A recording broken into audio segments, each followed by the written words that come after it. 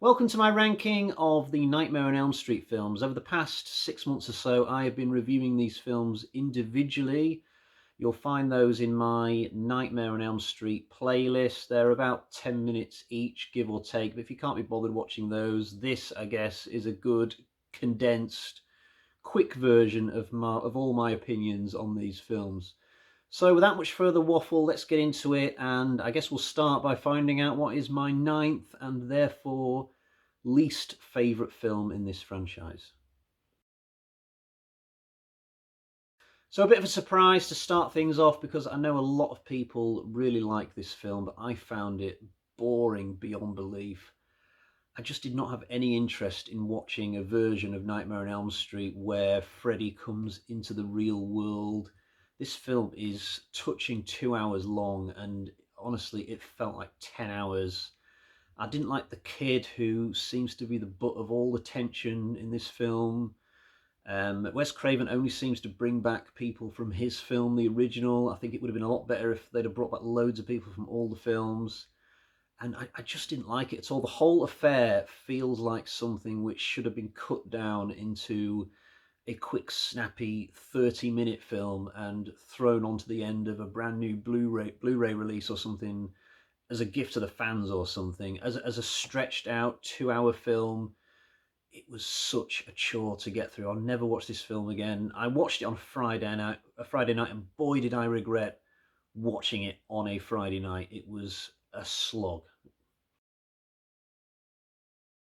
So at number 8, we have the film which I only just got done reviewing this week to complete my set of reviews, so I'm not going to talk about it too much again here.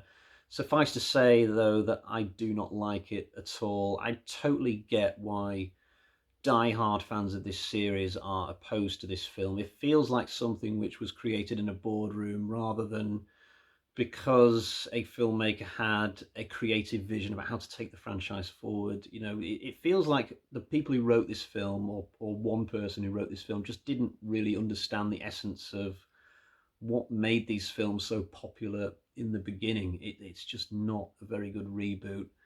I'll say one thing for it, though. I would rather watch this than New Nightmare. At least this is a proper movie in a technical sense. You know, if I went around somebody's house and they were watching the reboot, I suppose I could sit there and watch it for a while. Whereas if I went around somebody's house and they were watching New Nightmare, I think I'd just sit and play on my phone. For me, this is where the Nightmare on Elm Street series really started to decline, because there's a big gulf in quality between part 4 and part 5. I think there was only a year between 4 and 5, and I think they should have taken longer, taken 2 or 3 years, you know, taken the time to develop a really good story, a good way of taking the franchise forward and doing the next chapter. Instead, they've just rushed anything out. I don't think they even knew what the plot was for this film, because it's confusing as hell. At this point, the series just seems to be lapping over itself and not really making much sense anymore. And the Freddy character is annoying in this film for the first time, actually, in the 5 movies up to this point. He was just bugging me. Now, it's not a complete loss. Alice is probably my favourite character in the whole series, and she's at least in this film. There's some good gothic imagery that I distinctly remember, but I did give the film 1 out of 5. I'm not going to start defending this. I would give it another chance, though, because it's at least part of the main series of 6 films in the original run, whereas New Nightmare and the reboot, they're marooned way out on their own. They're black sheep. I don't really have any cause for going back to them. So it was a close run thing between the Dream Child and those other films for who was going to come out on top out of this little threesome. But just for the fact that the Dream Child is part of better days, just about, albeit on the periphery, I will at least put it ahead of those other 2. This one's got some good kills, some good action sequences, good splatter. The trouble is, you've got a director who doesn't have a clue what he's doing. He's recasting Kane Hodder, which pisses me off every time I watch the film. And then there's the fact that Jason is now afraid of water. It's a bit messy on the storyline side. And if I'm totally honest, it's not that much fun watching Jason fight Freddy. At least I don't think it is. It doesn't bother me in the slightest that there was never a sequel to this. The good stuff in this film is watching Jason and Freddy take out people separate. You know, when they're together, it's Those are the worst parts of the film for me. So I'm only lukewarm when it comes to Freddy versus Jason. It's more of a social film, you know, watch it with mates, having a few beers, having a laugh. It's not that enjoyable watching it on your own. The quality of this film, at least in my opinion, depends on how you interpret the events going on in this film. If you interpret this as Freddy literally trying to get out of this kid, and then Freddy starts killing people at a swimming pool, etc., etc., then it's just not a very good film, and it doesn't really make any sense based on what we've already learned from the first movie. But if you interpret what's going on as this kid being influenced by Freddy to go on his own murderous rampage because he's one of these kids who can't control the negative emotions he feels because of his adolescence, then it becomes a very interesting psychological drama in all sorts of ways. I'm not sure many people actually do interpret it that way from what I've heard over the years, but that's the way I look at the film, and it's quite interesting if you do look at it that way. So I think this is an okay film in that slant, and it has at least one brilliant sequence in it, which is the bus driving into the desert. I absolutely love that stuff. So Freddys Revenge isn't too bad, although we're already at number 5, and I'm still sort of having to make excuses for some of these films, but there are way worse films in the franchise than this one. This film was a big surprise to me. I thought it would be a complete train wreck coming on the heels of number 5, but whereas 5 felt like it was spinning its wheels, just trying to fudge the storyline to potentially keep things going for another 10 movies, this film, the 6th one, moves things forward rapidly. It's got a definitive ending in sight. I liked the whole apocalyptic thing of Freddy having finished off the town and now he's going to expand his horizons. Some good kills in this film. I love at least 2 of the kills. The one where the guy's constantly falling, that was really effective on me because I've got vertigo in real life. I hate being in planes or being high up. I've genuinely had dreams throughout my life where I've been falling. So there's some creepy stuff in this film as far as I'm concerned. And the one with the ear, that was brilliant as well. The only one that isn't good is the video game kill. That is the worst thing in this movie because it's just insulting to gamers. I was around in 1991.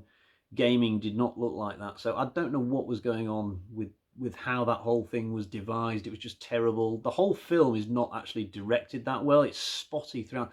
There's so many bits where I'm just thinking, oh, that could have been done better. That could have been done. That could have been done better. But it's a good storyline. It's good, surreal, fun. I like the stuff with the dream demons. The stuff with Freddy's daughter coming into play felt natural at this stage in the overall storyline of the series. So I like Freddys Dead. I think it's a decent-ish film on the whole. It could have been even better. That's the frustrating thing about it, but I don't get why it's so universally hated. I mean, it's got some shite in it that doesn't need to be there. Freddy flying past on his broomstick. Take that crap out and that scene is already better, that particular one. So that's what I'm on about when I'm talking about spotty little bits throughout that should have just been edited better and some more restraint applied. But on the whole, it's an okay film with me, number 4. Yes, we've got the original at number 3, which may be a little bit of an upset. I think most people have this in the top 2, and it was close to the top 2. I mean, there's not much now between this and the film in second and the film in first, in all honesty. I gave this film 4 out of 5 when I reviewed it, and it's mostly an excellent horror film, really original idea. The only part I don't like about it is not actually the part which most other people don't like, which is the ending. I actually really like the ending. I think it really makes you question what was real in the film you've just watched and what wasn't. But I like that about it. The only bit I don't like is all the Home Alone stuff, which is just before the ending, actually. But I don't have too many complaints about this film on the whole. It's a really, really enjoyable film, classic film, good soundtrack. And Freddy is arguably better in this film than he is in any of the other films because they don't put him on the screen as much as they do in all of the others. He's literally creepy and scary in this film in a way that he would never be again. When I wrote down these rankings, most of the films fell into place quite easily, apart from these 2 films in the second spot and the third spot. I had a really tough time separating the original film from Dream Master. They're both great films, but are very different from each other as well. So it wasn't easy picking a winner out of those two. Ultimately, I've gone for Dream Master. I just think it's got that extra quality. It feels like a much more expensive movie, but the money that has been spent on this film has been spent so well. There is so much creativity just bursting from this film all the way through. I could be here all day listing the cool things about this movie, the cinema scene, the twirly tunnel thing, the time loss thing where the characters keep going back in a loop. Freddy with sunglasses on, somehow it's really funny and it works. The car yard thing, I love all that stuff. This film has the balls to kill off really well-established characters from the previous film. Alice, my favourite character in the whole franchise, is in this one. It's got a great soundtrack. It's an awesome Nightmare on Elm Street film. And for me, it's only just missed out, not by much, from taking the top spot. So I don't know why some people say that this is a big drop-off from Dream Warriors and it's the start of the downhill slide. I think the downhill slide came after this one, personally. So Dream Warriors is my number one, as I believe it is for quite a few people, actually. And this is another film where I could be here a long time if I went into everything that I love about this film. The worm thing that almost eats Nancy. A great soundtrack again. I love the fact that all the characters come together as a group and they get the chance to work out a plan for taking on this seemingly unstoppable killer. How often in horror films do you see it that most of the cast is obliterated by the time anybody knows what's going on?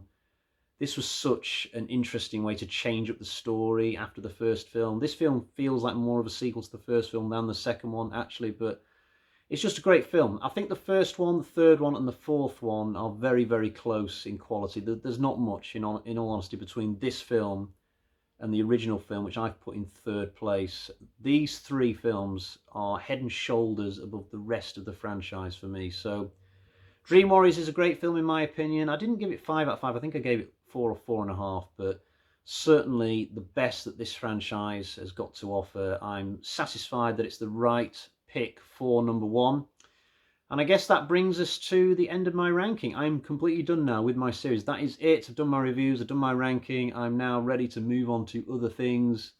Maybe I'll be back one day to review another Nightmare on Elm Street film, but I think that will be a long time in the future. I know nothing about any Nightmare on Elm Street film currently in the pipeline, so I think this will be farewell for quite some time in terms of this series. So I will bid you goodbye. Thank you for watching, and see you in your nightmares. That was really cheesy, wasn't it? Okay, cheerio. Bye-bye.